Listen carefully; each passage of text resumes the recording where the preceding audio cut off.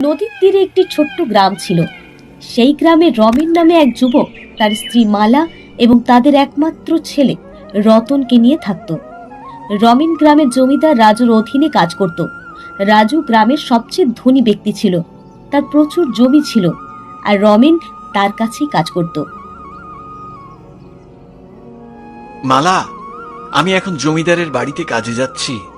তুমি রতনকে দিয়ে আমার খাবারটা পাঠিয়ে দিও। শোনো, আর একটু অপেক্ষা করো, এক্ষুনি রান্না হয়ে যাবে। আবার শুধু শুধু রতন খাবার নিয়ে যাবে কেন বলো তো? তুমি নিজেই খাবারটা নিয়ে যাও। তুমি তো জানো জমিদার কতটা কড়া মানুষ। শ্রমিকদের প্রতি তার কোনো দয়া মায়া নেই, তার কেবল নিজের কাজের চিন্তা। আজ যদি আমি কাজে যেতে দেরি করি তাহলে সে আমার ওই অর্ধেক দিনের মজুরি কেটে নেবে গো। তুমি যখন জানো যে জমিদার এত নিষ্ঠুর, তাহলে তুমি তার কাছে কাজ করো কেন? হ্যাঁ, তুমি অন্য কোথাও কাজ করতেও তো পারো, তাহলে ভালো হতো। তাহলে আমরাও কিছু টাকার মুখ দেখতে পেতাম। জমিদার বাবু তো তোমার বেতনের অর্ধেকের বেশি কেটে নেয়, আর এত কম বেতনে আমাদের সংসার চালাতে খুব কষ্ট হয়। আরে গিন্নি, তুমি ঠিকই বলেছ। আমি নিজেও জমিদারের অধীনে কাজ করতে পছন্দ করি না, কিন্তু আমি কি করতে পারি বলো দেখি? গ্রামে আর কি বা কাজ পাবো? আমাদের তো নিজস্ব কোনো জমিও নেই যেখানে আমরা চাষ করতে পারবো। হ্যাঁ, ঠিকই বলেছ। আমাদের যদি চাষ করার জন্য নিজস্ব একটা জমি থাকতো তাহলে তাহলে খুব ভালো হতো, তাই না? এবার স্বপ্ন দেখা বন্ধ করো, আমার দেরি হয়ে যাচ্ছে। আমার মনে হয় আজও আমাকে জমিদারের কথা শুনতে হবে। আমি এখন কাজে যাচ্ছি। এই বলে রমেন বাড়ি থেকে বেরিয়ে পড়ে। এসো এসো রমেন, আমি অনেকক্ষণ ধরে তোমার জন্য অপেক্ষা করছিলাম। রমেন, আমি তোমাকে অনেকবার বলেছি যে কাজের সময় সকাল 8টা, কিন্তু তুমি আজ আবার আধ ঘন্টা দেরি করে এসেছো। আরে জমিদার বাবু, মানে আপনাকে আমি আর কি বলবো বলুন। আমার বাড়িতে না আজ রান্না করতে একটু দেরি করে ফেলেছি গিন্নি, যার কারণে আমার আমার দেরি হয়ে গেল। দয়া করে আমাকে ক্ষমা করুন। আমি কাল থেকে ঠিক সময় মতো আসবো। যখন তোমার বাড়িতে রান্না হতে দেরি হয়েছে তখন তোমার ছেলে পরে এসে তোমাকে খাবার দিয়ে যেতে পারতো। আসলে আসলে সেও তো মানে এখন পড়াশোনা করছে। যদি সে আমাকে খাবার দিতে আসে তাহলে তার সময় নষ্ট হবে। হ্যাঁ, তাই আর তাকে কিছু বলিনি। আমি কাল থেকে ঠিক সময় মতোই আসবো জমিদার বাবু। ও, তুমি কাজে দেরি করে এসেছো যাতে তোমার ছেলের পড়াশোনার সময় নষ্ট না হয়। আর তোমার দেরির কারণে আমার যে ক্ষতি হলো সে ব্যাপারে তুমি কি বলবে? জমিদার বাবু, আমাকে আমাকে ক্ষমা করুন। আমি কাল থেকে একদম সময় মতো কাজে আসবো। মানে যদি আমি আধ ঘন্টাও দেরি করি তাহলে তাহলে আপনি আধ ঘন্টা বেশি কাজ করিয়ে নেবেন। আমি আধ ঘন্টা বেশি কাজ করে দেবো। ঠিক আছে ঠিক আছে, তুমি তাই করো, কিন্তু আধ ঘন্টা নয়, তোমাকে পুরো 1 ঘন্টা বেশি কাজ করতে হবে। এখন চুপচাপ মাঠে গিয়ে কাজ শুরু করো। আরে কাকা, তোমার এত বয়স হয়েছে তাও তুমি এই জমি খোঁড়ার কাজ কেন করছো গো? হ্যাঁ, আমি আমি আর কি করব বলো বাবা? হ্যাঁ, বাধ্য হয়েই আমাকে এসব কিছুই করতে হয়। কাকা, তুমি ঠিকই বলেছো গো, কিন্তু ওই জমিদার তোমাকে তো কিছু কম পরিশ্রমের কাজ দিলে পারে, তাই না? হ্যাঁ, তুমি এই বয়সে কত পরিশ্রম করছো। আমি আমি আর কি বলতে পারি বলো? জমিদার মশাই খুব নিষ্ঠুর এবং কঠিন মানুষ। কাকা কাকা, তুমি সরে দাঁড়াও। আমি তোমার কাজ করে দেবো, তুমি কিছুক্ষণ বিশ্রাম নিতে পারো। রমেন মাটি খুঁড়তে শুরু করে।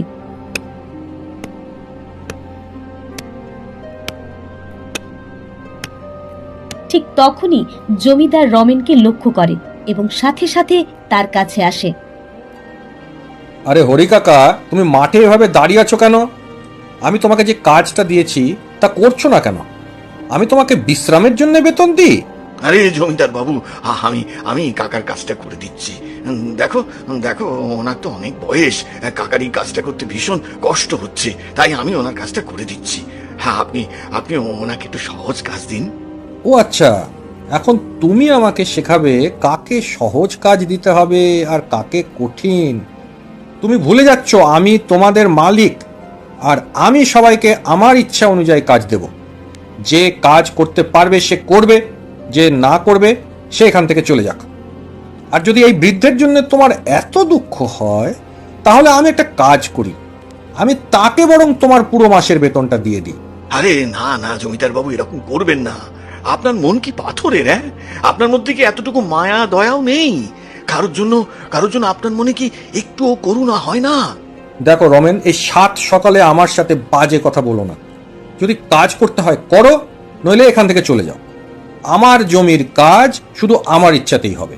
আরে বাবা, তোমরা দুজনে এত ছোট বিষয় নিয়ে সকাল সকাল ঝগড়া করছো কেন? হ্যাঁ, ঠিক আছে রমেন, তুমি তোমার কাজ করো, আমি আমার কাজ নিজেই করব।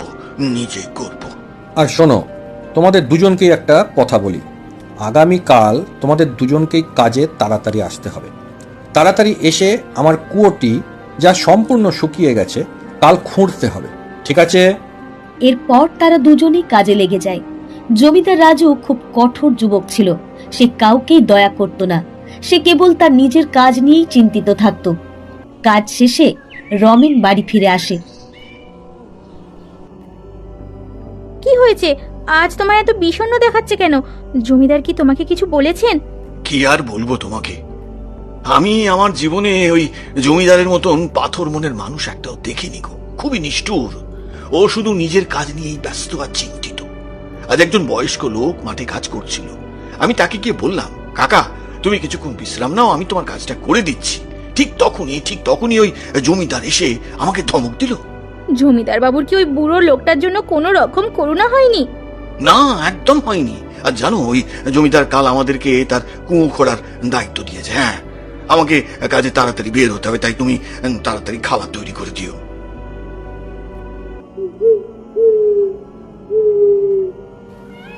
পরের দিন সকালে রমেন আর বৃদ্ধ লোকটি রাজুর কুয়ো খুঁড়তে শুরু করে।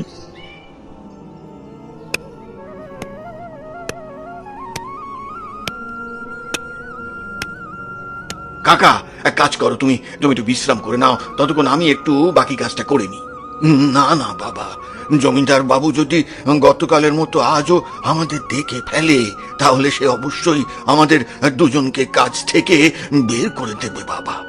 এই কথা বলার পর তারা দুজনেই কাজ শুরু করে দেয়। হঠাৎ রমেন সেখানে একটি সোনার হার খুঁজে পায়। আরে দেখো কাকা, দেখো, আমি এখানে সোনার হারটা পেয়েছি। ও, এটা তো খুবই আনন্দের বিষয়। হ্যাঁ, তুমি খুবই ভাগ্যবান, তাই এই সোনার হার তুমি পেয়েছো। কিন্তু কাকা, এই হারটা কি আমাদের রাখা উচিত, নাকি আমাদের এটা জমিদারকে ফেরত দিয়ে দেওয়া উচিত? আরে আরে আরে তুমি তো খুব বোকা। হ্যাঁ, তুমি এই হারটি তোমার ভাগ্যের জন্যই পেয়েছো, তাহলে তুমি কেন এটা রাজুকে দেবে? তুমি এটা কাজ করতে গিয়ে পেয়েছো, তাই তুমি এর প্রকৃত মালিক।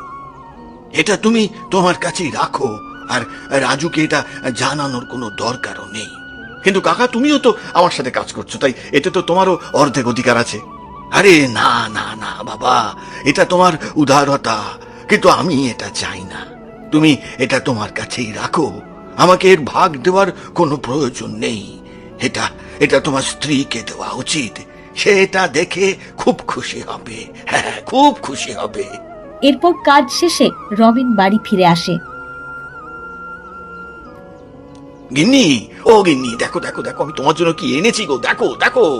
কি এনেছো গো তুমি? তুমি এমন ভাব করছো যেন তুমি আমার জন্য সোনার হার নিয়ে এসেছো। গিন্নি, আমি সত্যি তোমার জন্য একটা হার এনেছি গো, এবং সেটাও সোনার। হ্যাঁ, কি বলছো কি? তুমি আমার জন্য হার এনেছো, এবং সেটা সোনার? কিন্তু তুমি এত টাকা কোথা থেকে পেলে বলো তো? আজ যখন জমিদারের ওখানে ওই কুয়ো খুঁড়ছিলাম, তখন আমি এটা সেখান থেকে পেয়েছি গো। রমেন মালাকে সমস্ত ঘটনা খুলে বলে। আমাকে ওই হারটা দাও, আমি এটা পরবো। মালা ওই হারটা পরার সাথে সাথে তার সাথে একটা ঘটনা ঘটে যায়। অবশেষে আমি মুক্ত। এখন আমি অবশ্যই আমার মৃত্যুর প্রতিশোধ নেব। হ্যাঁ, আমি তাকে ছাড়বো না। না না না না না, আমি তাকে ছাড়বো না। আরে আরে মালা, তোমার কি হয়েছে গো? হ্যাঁ, হঠাৎ এমন করছো কেন? তোমার গলার স্বর এরকম পরিবর্তন হলো কি করে? হ্যাঁ, আর তুমি এসব কি বলছো? আমার কিছুই হয়নি।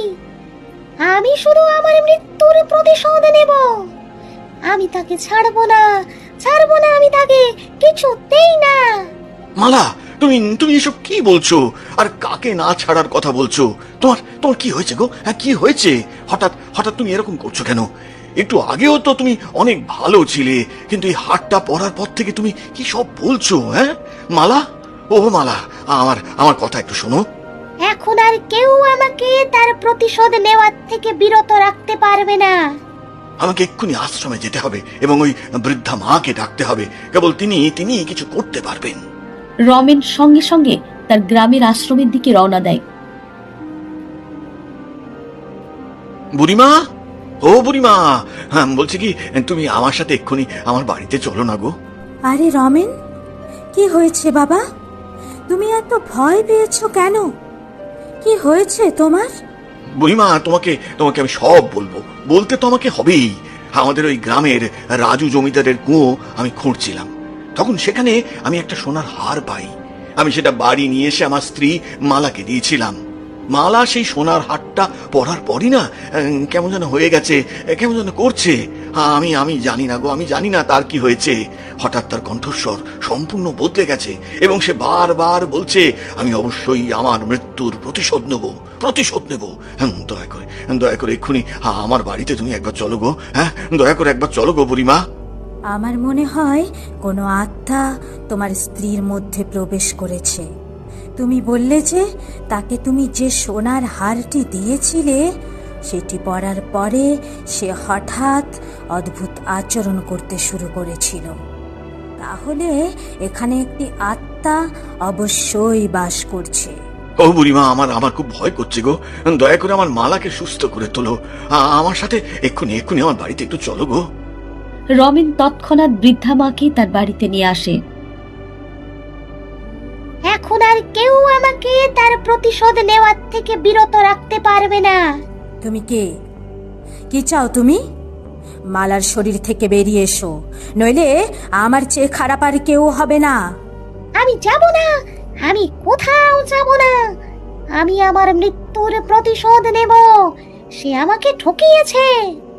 এরপর বৃদ্ধা মা মালার উপরে একটু জল ছিটিয়ে দেয়, যার ফলে তার ভেতর থেকে একটি ডাইনি বেরিয়ে আসে। কে তুমি? কি চাও তুমি? আমি কেবল আমার মৃত্যুর প্রতিশোধ নিতে চাই। তুমি কি বলছো? কার প্রতিশোধ? কিসের প্রতিশোধ? সবটা পরিষ্কার করে বলো। আমি বলছি আমি তোমাদের। অনেক দিন আগে আমার বাবা রাজু জমিদারের কাছে কিছু ঋণ নিয়েছিল, কিন্তু আমরা সেই ঋণ সময় মতো পরিশোধ করতে পারিনি, যার কারণে জমিদার আমাদের কাছ থেকে আমাদের জমি কেড়ে নিয়েছিল এবং সুদ হিসেবে সে আমাকে এবং আমার বাবাকে কাজ করাতো। আমরা রাজু জমিদারের জন্য কাজ করতাম। এরপর একদিনের কথা,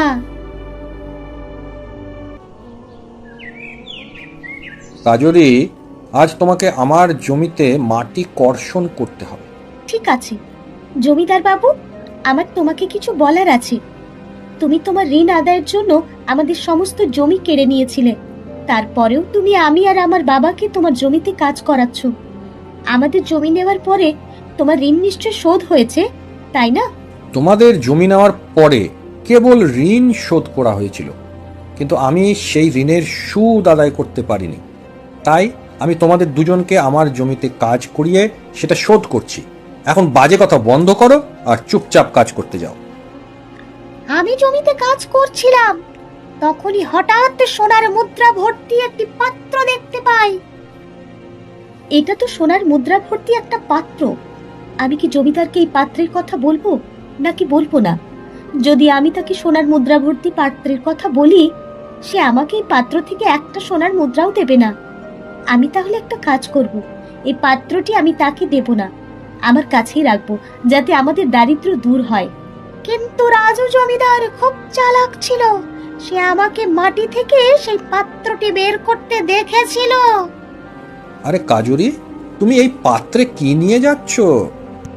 না না, এটা কিছু না, এই পাত্রে তেমন কিছুই নেই। ঠিক আছে, তুমি যখন বলছো এতে কিছু নেই, তখন আমি নিজেই এটা একবার খুলে দেখি। জমিদার বাবু, আমি মাটি খুঁড়তে গিয়ে এই পাত্রটি পেয়েছি। এতে অনেক সোনার মুদ্রা আছে। ও, এতে সোনার মুদ্রা আছে আর তুমি এখান থেকে সেটা চুরি করছিলে, তাই না? না না জমিদার বাবু, আমি চুরি করিনি। তাই? তাহলে এখনই আমাকে এই পাত্রটি দাও। কিন্তু জমিদার বাবু, এই পাত্রটি তো আমি খুঁজে পেয়েছি, তাই এই সোনার মুদ্রাগুলোর মধ্যে কিছু অংশ আমারও প্রাপ্য। কি বললে? আমি তোমাকে সোনার মুদ্রার কিছু অংশ দেব? তুমি কি করে একথা বলছো? এই জমি আমার, এবং এই জমিতে যা পাওয়া যাবে তা শুধুই আমার। যদি তুমি আমাকে এই সোনার মুদ্রার কিছু অংশ না দাও, তাহলে আমি পুরো গ্রামকে এই সোনার মুদ্রার কথা বলে দেব। আমাকে আমার বুদ্ধি ব্যবহার করতে হবে। যদি কাজরি এই সোনার মুদ্রা সম্পর্কে সবাইকে বলে দেয়, তাহলে আমি এর একটিও পাবো না। আমাকে কিছু একটা করতে হবে। কাজরির কিছু একটা ব্যবস্থা করতেই হবে, কারণ কেবল সে জানে যে আমার কাছে এত সোনার মুদ্রা আছে। ঠিক আছে কাজরি, আমি তোমাকে তোমার অংশ দেব। তাই কাজ শেষ করে আমার বাড়িতে এসো। কাজের শেষে যখন আমি জমিদারের কাছে আমার অংশ নিতে গেলাম, তখন সে চালাকি করে আমার হত্যা করলো। সে তার বাড়ির কুয়োতে আমাকে পুঁতে ফেললো। আর যেই রমেন আমার গলার হার তার স্ত্রীর কাছে নিয়ে এলো, তখনই আমি মুক্ত হয়ে গেলাম। আমি কিন্তু ওই জমিদারকে ছাড়বো না, আমার মৃত্যুর প্রতিশোধ নেবই। তোমার সাথে তো ভয়ঙ্কর ঘটনা ঘটেছে। তুমি কি হরির মেয়ে কাজরি? হ্যাঁ, আমি তারই মেয়ে। আমি ছাড়া তার এই পৃথিবীতে কেউ নেই। এখন আমার বাবা এই গ্রামে একাই থাকে। বেচারা হরি কাকা এখনো এখনো ওই রাজু জমিদারের জন্য কাজ করে, আর সে কাকার সাথে খুব নিষ্ঠুর ব্যবহার করে। আমি তাকে ছাড়বো না, কিছুতেই না।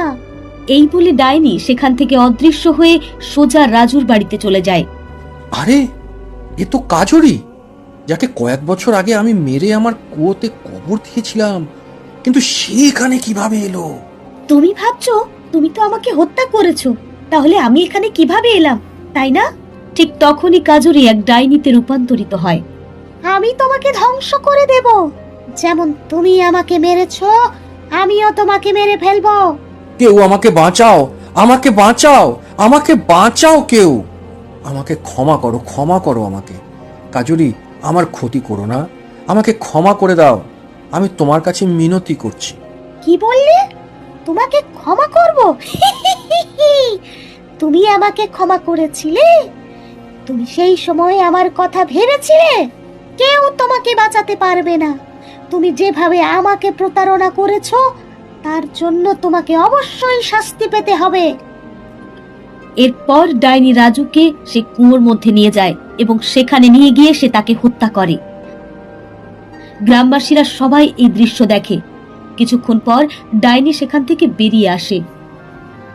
যার যার জমি এই রাজু কেড়ে নিয়েছে, সে এখন তাদের জমিতে ইচ্ছে মতো চাষ করতে পারে। আর বাবা, আমাকে ক্ষমা করো। আজ এই পৃথিবীতে তোমার কেউ নেই। আরে না রে মা, না, এতে তোর কোনো দোষ নেই। আজ তুই আমার জন্যই তো জমিদারের হাতে মারা পড়লি। না আমি জমিদারের কাছ থেকে ঋণ নিতাম, আর না তোকে ও জমিতে কাজ করতে হতো, আর তোর এরম অবস্থাও হতো না মা। তুই বরং আমাকে আমাকে ক্ষমা করে দিস, ক্ষমা করে দিস মা, ক্ষমা করে দিস। না বাবা, এটা তোমার দোষ নয়। এখন তোমরা সবাই সুখে থেকো, আমি চলে যাচ্ছি। এই বলে ডাইনিটি অদৃশ্য হয়ে যায়। এটা দেখে সমস্ত গ্রামবাসীর চোখে জল চলে আসে। হরি কাকা, এখন থেকে এই পুরো গ্রামটা তোমার পরিবার, এবং তোমাকেও আর কখনো একা থাকতে হবে না। আজ থেকে তুমি আমাদের সাথে আমাদের বাড়িতেই থাকবে।